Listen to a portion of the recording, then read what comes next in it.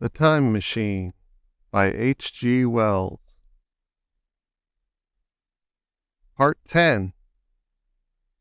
About 8 or 9 in the morning, I came to the same seat of yellow metal from which I had viewed the world upon the evening of my arrival. I thought of my hasty conclusions upon that evening, and could not refrain from laughing bitterly at my confidence.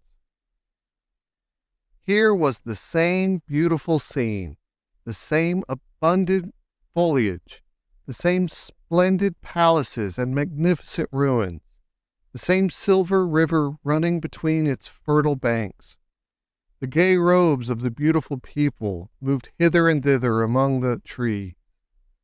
Some were bathing in exactly the place where I had saved Weena, and that suddenly gave me a keen stab of pain. And like blots upon the landscape rose the cupolas of above the ways to the underworld. I understood now what all the beauty of the overworld people covered.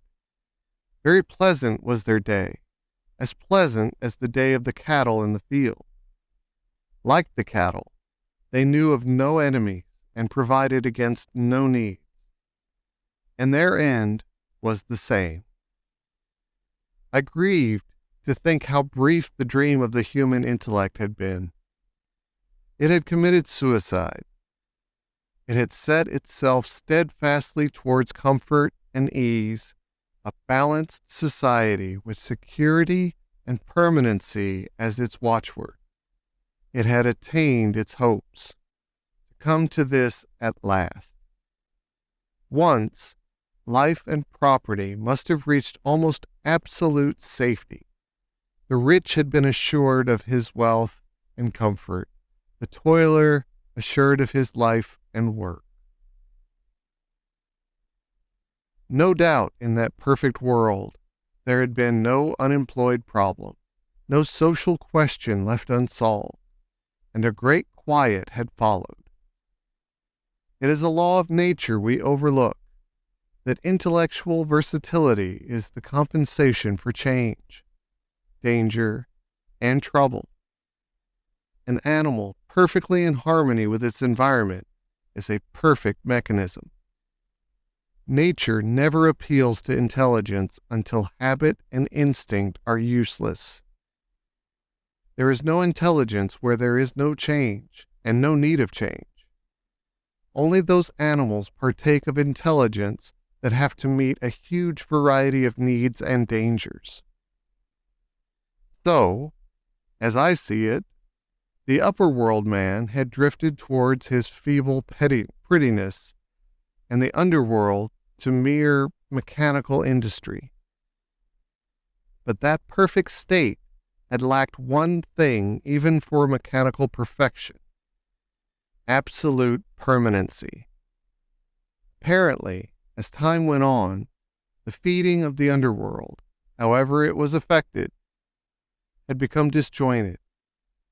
Mother Necessity, who had been staved off for a few thousand years, came back again, and she began below.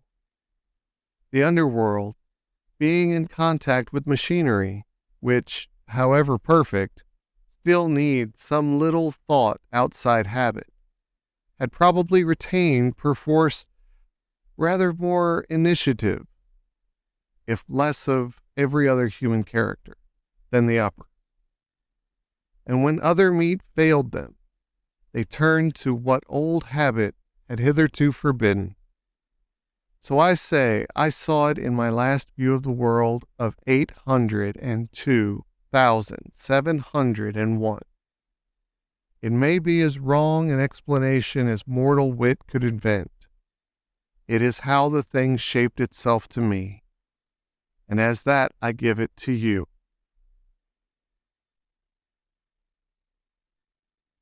After the fatigues, excitements, and terrors of the past days, and in spite of my grief, this seat and the tranquil view and the warm sunlight were very pleasant. I was very tired and sleepy, and soon my theorizing passed into dozing. Catching myself at that, I took my own hint and, spreading myself out upon the turf, I had a long and refreshing sleep. I awoke a little before sunsetting. I now felt safe against being caught napping by the Morlocks, and, stretching myself, I came on down the hill towards the White Sphinx.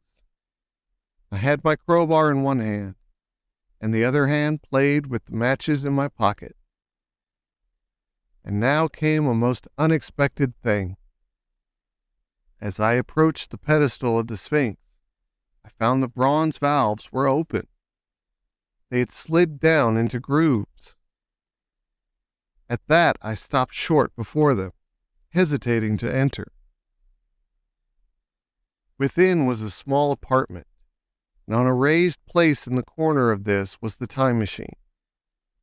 I had the small levers in my pocket, so here, after all my elaborate preparations for the siege of the White Sphinx, was a meek surrender. I threw my iron bar away, almost sorry not to use it. A sudden thought came into my head as I stooped towards the portal. For once, at least, I grasped the mental operations of the Morlocks.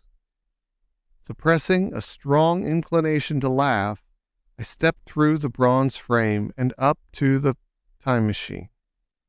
I was surprised to find it had been carefully oiled and cleaned. I have suspected since that the Morlocks had even partially taken it to pieces while trying in their dim way to grasp its purpose. Now as I stood and examined it, finding a pleasure in the mere touch of the contrivance, the thing I had expected happened. Bronze panels suddenly slid up and struck the frame with a clang. I was in the dark, trapped, so the Morlocks thought. At that I chuckled gleefully. I could already hear their murmuring laughter as they came towards me. Very calmly I tried to strike the match. I had only to fix on the levers and depart then like a ghost. But I had overlooked one little thing. The matches were of the abdominal kind, that only light on the box. You may imagine how all of my calm vanished. The little brutes were close upon me. One touched me. I made a sweeping blow in the dark at them with the levers, and began to scramble into the saddle of the machine. Then came one hand upon me, and then another. Then I had simply to fight against their persistent fingers for my levers, and at the same time feel for the studs over which these fitted. One, indeed, they almost got away from me. As it slipped from my hand, I had to butt in the dark with my head. I could hear the Morlock's skull ring to recover it. It was a nearer thing than the fight in the forest, I think, this last scramble. But at last the lever was fitted and pulled over. The clinging hand slipped from me. The darkness presently fell from my eyes. I found myself in the same gray light and tumult I have already described. Part 11. I have already told you of the sickness and confusion that comes with time traveling. And this time I was not seated properly in the saddle, but sideways and in an unstable fashion. For an indefinite time I clung to the machine as it swayed and vibrated, quite unheeding how I went. And when I brought myself to look at the dials again, I was amazed to find where I had arrived. One dial records days, and another thousands of days, another millions of days, and another thousands of millions. Now, instead of reversing the levers, I had pulled them over so as to go forward with them. When I came to look at these indicators, I found that the thousands hand was sweeping round as fast as the seconds hand of a watch into futurity. As I drove on, a peculiar change crept over the appearance of things. The palpitating grayness grew darker. Then, Though I was still traveling with prodigious velocity, the blinking succession of day and night, which was usually indicative of a slower pace, returned and grew more and more marked. This puzzled me very much at first. The alternations of night and day grew slower and slower, and so did the passage of the sun across the sky, until they seemed to stretch through centuries. At last, a steady twilight brooded over the earth, twilight only broken now and then when a comet glared across the darkling sky. The band of light that had indicated the sun had long since disappeared, for the sun had ceased to set. It simply rose and fell in the west and grew ever broader and more red. All trace of the moon had vanished. The circling of the stars, growing slower and slower, had given place to creeping points of light. At last, some time before I stopped, the sun, red and very large, halted, motionless upon the horizon, a vast dome glowing with a dull heat, and now and then suffering a momentary extinction. At one time it had for a little while glowed more brilliantly again, but it speedily reverted to its sullen red heat. I perceived by this slowing down of its rising and setting that the work of the tidal drag was done. The earth had come to rest with one face to the sun, even as in our own time the moon faces the earth. Very cautiously, for I remembered my former headlong fall, I began to reverse my motion. Slower and slower went the circling hands until the thousands one seemed motionless and the daily one was no longer a mere mist upon its scale. Still slower until the dim outlines of a desolate beach grew visible. I stopped very gently and sat upon the time machine, looking round. The sky was no longer blue. Northeastward, it was inky black, and out of the blackness shone brightly and steadily the pale white stars. Overhead, it was a deep Indian red and starless, and southeastward it grew brighter to a glowing scarlet where, cut by the horizon, lay the huge hull of the sun, red and motionless. The rocks about me were of a harsh reddish color, and all the trace of life that I could see at first was the intensely green vegetation that covered every projecting point on their southeastern face.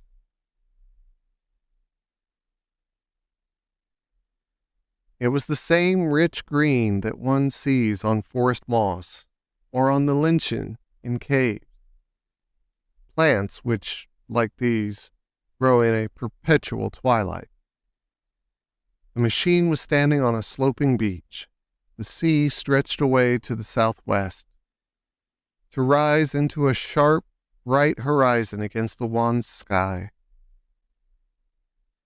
There were no breakers and no waves, for not a breath of wind was stirring. Only a slight, oily swell rose and fell like a gentle breathing, and showed that the eternal sea was still moving and living. And along the margin, where the water sometimes broke, was a thick incrustation of salt, pink under the lurid sky. There was a sense of oppression in my head, and I noticed that I was breathing very fast. The sensation reminded me of my only experience of mountaineering, and from that I judged the air to be more rarefied than it is now. Far away, up the desolate slope, I heard a harsh scream and saw a thing like a huge white butterfly go slanting and flittering up into the sky, and, circling, disappear over some low hillocks beyond. The sound of its voice was so dismal that I shivered and seated myself more firmly upon the machine. Looking round me again, I saw that quite near, what I had taken to be a reddish mass of rock was moving slowly towards me. Then I saw the thing was really a monstrous, crab-like creature. Can you imagine a crab as large as yonder table, with its many legs moving slowly and uncertainly, its big claws swaying, its long antennae, like carter's whips, waving and feeling, and its stalked eyes gleaming at you on either side of its metallic front? Its back was corrugated and ornamented with ungainly bosses, and a greenish incrustation blotched it here and there. I could see the many palps of its complicated mouth, flickering and feeling as it moved. As I stared at this sinister apparition crawling towards me, I felt a tickling on my cheek, as though a fly had lighted there. I tried to brush it away with my hand, but in a moment it returned, and almost immediately came another by my ear. I struck at this, and caught something thread-like. It was drawn swiftly out of my hand, like a frightful qualm. I turned, and I saw that I had grasped the antenna of another monster crab that stood just behind me. Its evil eyes were wriggling on their stalks. Its mouth was all alive with appetite, and its vast, ungainly claws, smeared with an algal slime, were descending upon me.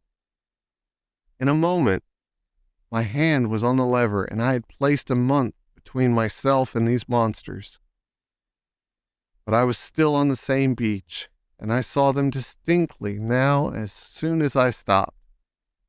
Dozens of them seemed to be crawling here and there in the somber light, among the foliated sheets of intense green. I cannot convey the sense of abominable desolation that hung over the world. The red eastern sky, the northward blackness, the salt dead sea, stony beach crawling with these foul, slow-stirring monsters, the uniform poisonous-looking green of the lichenous plants, the thin air that hurts one's lungs, all contributed to an appalling effect. I moved on 100 years, and there was the same red sun, a little larger, a little duller, the same dying sea, the same chill air, and the same crowd of earthy crustacea creeping in and out among the green weed and the red rocks. And in the westward sky, I saw a curved, pale line, like a vast new moon. So I traveled, stopping ever and again, in great strides of 1,000 years or more, drawn on by the mystery of the earth's fate, watching with a strange fascination the sun growing larger and duller in the westward sky, and the life of the old earth ebb away. At last, more than 30 million years hence, the huge red-hot dome of the sun had come to obscure nearly 1/10 part of the darkling heavens. Then I stopped once more, for the crawling multitude of the crabs had disappeared, and the red beach, save for its livid green liverworts and lichens, seemed lifeless. And now it was flecked with white. A bitter cold assailed me. Rare white flakes ever and again came eddying away down.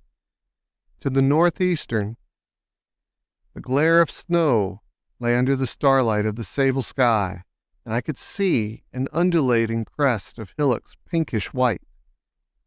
There were fringes of ice along the sea margin, with drifting masses further out. But the main expanse of that salt ocean, all bloody under the eternal sunset, was still unfrozen. I looked about me to see if any traces of animal life remained. A certain indefinable apprehension still kept me in the saddle of the machine. But I saw nothing moving. in earth or sky or sea. The green slime on the rocks alone testified that life was not extinct. A shallow sandbank had appeared in the sea, and the water had receded from the beach.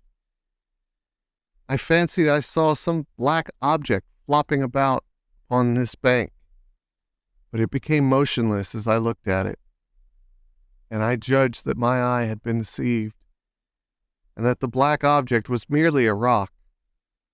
The stars in the sky were intensely bright and seemed to me to twinkle very little.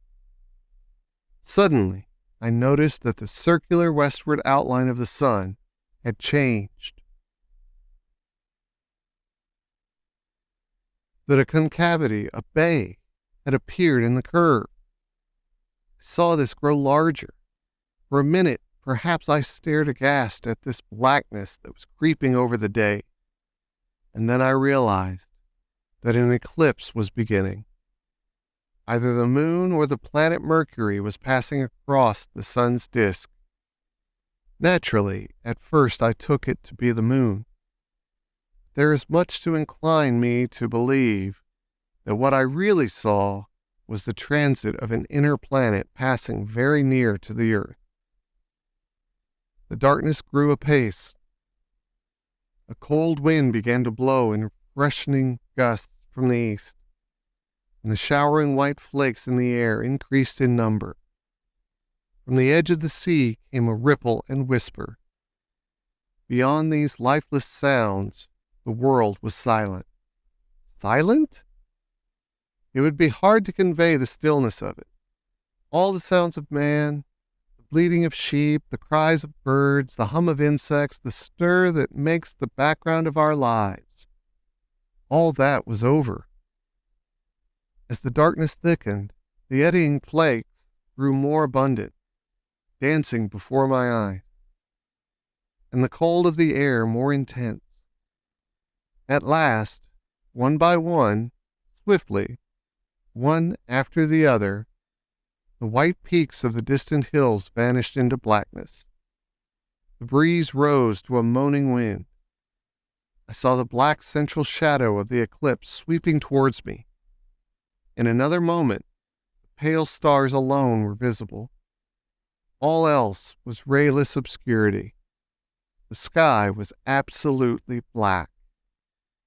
A horror of this great darkness came on me. The cold that smote to my marrow and the pain I felt in breathing overcame me. I shivered, and a deadly nausea seized me. Then, like a red-hot bow in the sky, appeared the edge of the sun. I got off the machine to recover myself. I felt giddy and incapable of facing the return journey. As I stood sick and confused, I saw again the moving thing upon the shoal. There was no mistake now that it was a moving thing. Against the red water of the sea, it was a round thing, the size of a football perhaps, or it may be bigger, and tentacles trailed down from it. It seemed black against the weltering blood-red water, and it was hopping fitfully about. Then I felt I was fainting, but a terrible dread of lying helpless in that remote and awful twilight sustained me while I clambered upon the saddle.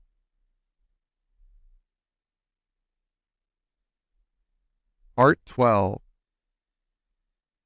So I came back. For a long time I must have been insensible upon the machine.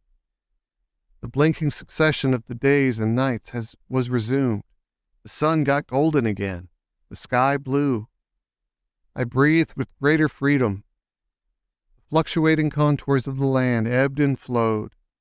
The hands spun backwards upon the dials. At last I saw again the dim shadows of houses, the evidences of decadent humanity. These, too, changed and passed, and others came. Presently, when the million dial was at 0, I slackened speed. I began to recognize our own petty and familiar architecture. The thousands hand ran back to the starting point. The night and day flapped slower and slower. Then the old walls of the laboratory came round me.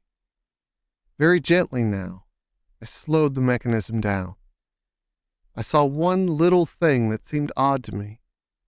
I think I've told you that when I set out, before my velocity became very high, Mrs. Watchett had walked across the room, traveling, as it seemed to me, like a rocket. As I returned, I passed again across that minute minute when she traversed the laboratory. But now her every motion appeared to be the exact inversion of her previous ones. The door at the lower end opened, and she glided quietly up the laboratory, back foremost, and disappeared behind the door by which she had previously entered. Just before that, I seemed to see Hillier for a moment, but he passed like a flash. Then I stopped the machine and saw about me again the old familiar laboratory, my tools, my appliances just as I had left them. I got off the thing very shaky and sat down upon my bench. For several minutes I trembled violently. Then I became calmer. Around me was my old workshop again, exactly as it had been. I might have slept there, and the whole thing have been a dream. And yet not exactly. The thing had started from the southeast corner of the laboratory. It had come to rest again in the northwest, against the wall where you saw it. That gives you the exact distance from my little lawn to the pedestal of the White Sphinx, into which the Morlocks had carried my machine. For a time my brain went stagnant. Presently I got up and came through the passage here, limping, because my heel was still painful and feeling sorely begrimed. I saw the Pall Mall Gazette on the table by the door. I found the date was indeed today, and looking at the timepiece, saw the hour was almost 8 o'clock. I heard your voices and the clatter of plates. I hesitated. I felt so sick and weak. Then I sniffed good, wholesome meat and opened the door on you. You know the rest. I washed and dined, and now I'm telling you the story. I know, he said after a pause, that all this will be absolutely incredible to you. To me, the one incredible thing is that I'm here tonight in this old familiar room, looking into your friendly faces and telling you these strange adventures. He looked at the medical man. No, I cannot expect you to believe it. Take it as a lie or a prophecy. Say I dreamed it in the workshop. Consider I have been speculating upon the destinies of our race until I have hatched this fiction. Treat my assertion of its truth as a mere stroke of art to enhance its interest. And taking it as a story, what do you think of it? He took up his pipe and began, in his old accustomed manner, to tap it with nervously upon the bars of the grate. There was a momentary stillness. Then chairs began to creak and shoes to scrape upon the carpet. I took my eyes off the time traveler's face and looked round at his audience. They were in the dark, and little spots of color swam before them. The medical man seemed absorbed in the contemplation of our host. The editor was looking hard at the end of his cigar, the sixth. The journalist fumbled for his watch. The others, as far as I remember, were motionless. The editor stood up with a sigh. What a pity it is you're not a writer of stories, he said, putting his hand on the time traveler's shoulder. You don't believe it? Well, I thought not. The time traveler turned to us. Where are the matches? He said. He lit one and spoke over his pipe, puffing. To tell you the truth, I hardly believe it myself. And yet, his eye fell with a mute inquiry upon the withered white flowers upon the little table. Then he turned over the hand holding his pipe and saw he was looking at some half-healed scars on his knuckles. The medical man rose, came to the lamp, and examined the flowers. The gynecium's odd, he said. The psychologist leant forward to see, holding out his hand for a specimen. I'm hanged if it isn't 1:45, said the journalist. How shall we get home? Plenty of cabs at the station, said the psychologist. It's a curious thing, said the medical man, but I certainly don't know the natural order of these flowers. May I have them? Time traveler hesitated, then suddenly, certainly not. Where did you really get them? Said the medical man. The time traveler put his hand to his head. He spoke like one who was trying to keep hold of an idea that eluded him. They were put into my pocket by Weena when I traveled into time. He stared round the room. I'm damned if it isn't all going. The room and you and the atmosphere of every day is too much for my memory. Did I ever make a time machine? Or a model of a time machine? Or is it all only a dream? They say life is a dream, a precious, poor dream at times. But I can't stand another that won't fit. It's madness. And where did the dream come from? I must look at that machine, if there is one. He caught up the lamp swiftly and carried it, flaring red, through the door into the corridor. We followed him. There in the flickering light of the lamp was the machine. Sure enough, squat, ugly, and askew. A thing of brass, ebony, ivory, and translucent glimmering quartz. Solid to the touch, for I put out my hand and felt the rail of it. And with brown spots and smears upon the ivory, and bits of grass and moss upon the lower parts, and one rail bent awry. The time traveler put the lamp down on the bench and ran his hand along the damaged rail. It's all right now, he said. The story I told you was true. I'm sorry to have brought you out here in the cold. He took up the lamp and, in an absolute silence, we returned to the smoking room. He came into the hall with us and helped the editor on with his coat. The medical man looked into his face and, with a certain hesitation, told him he was suffering from overwork, at which he laughed hugely. I remember him standing in the open doorway, bawling good night. I shared a cab with the editor. He thought the tale was a gaudy lie. For my own part, I was unable to come to a conclusion. The story was so fantastic and incredible, telling so credible and sober. I lay awake most of the night thinking about it. I determined to go next day and see the time traveler again. I was told he was in the laboratory, and being on easy terms in the house, I went up to him.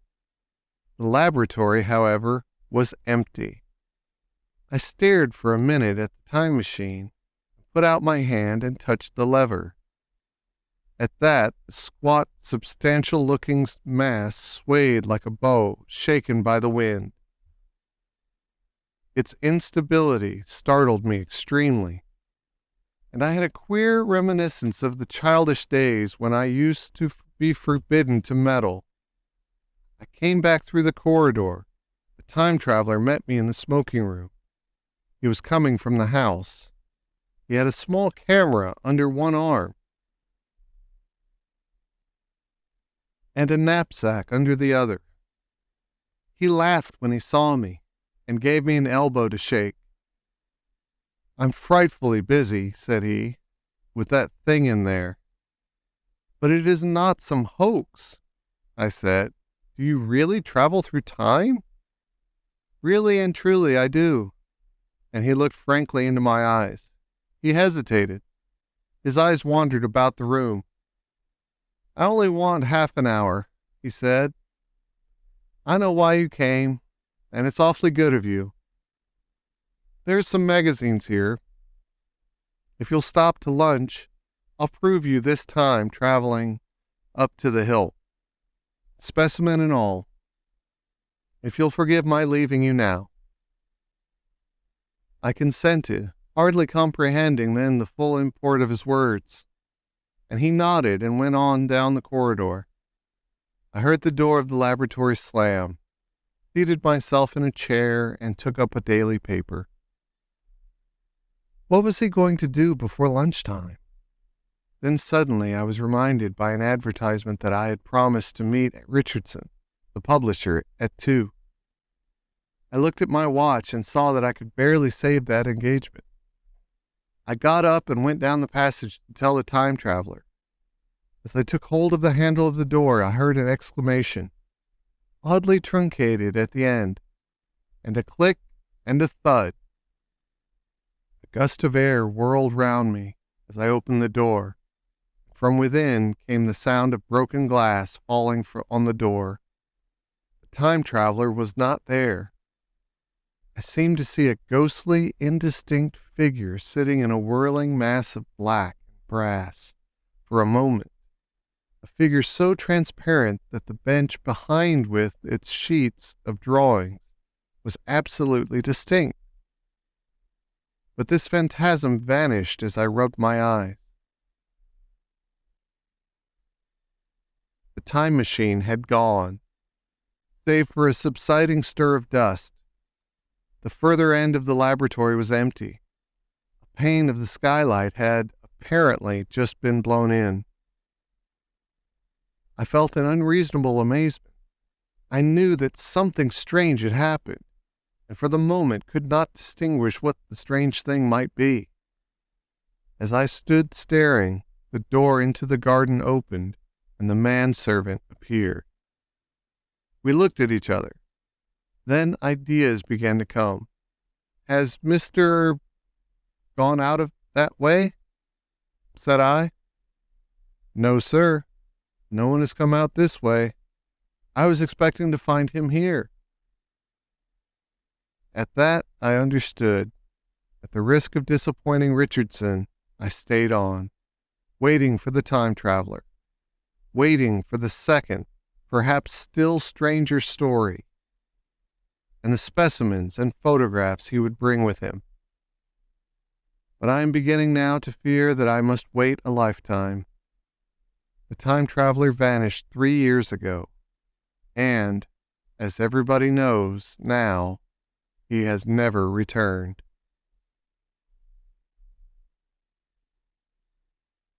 Epilogue. One cannot choose but wonder. Will he ever return? It may be that he swept back into the past and fell among the blood-drinking, hairy savages of the age of unpolished stone, into the abyss of the Cretaceous sea, or among the grotesque saurians, the huge reptilian brutes of the Jurassic times. He may even now, if I may use the phrase, be wandering on some plesiosaurus-haunted Halieutic coral reef, or beside the lonely saline lakes of the Triassic age. Or did he go forward into one of the nearer ages in which men are still men, but with the riddles of our own time answered and its wearisome problems solved? Into the manhood of the race. For I, for my own part, cannot think that these latter days of weak experiment, fragmentary theory, and mutual discord are indeed man's culminating time. I say, for my own part, he, I know, for the question had been discussed among us long before the time machine was made, thought but cheerlessly of the advancement of mankind, and saw in the growing pile of civilization only a foolish heaping that must inevitably fall back upon and destroy its makers in the end. If that is so, it remains for us to live as though it were not so. But to me, the future is still black and blank, is a vast ignorance, lit at a few casual places by the memory of his story. And I have by me, for my comfort, 2 strange white flowers, shriveled now, and brown and flat and brittle, to witness that even when mind and strength had gone, gratitude and a mutual tenderness still lived on in the heart of man.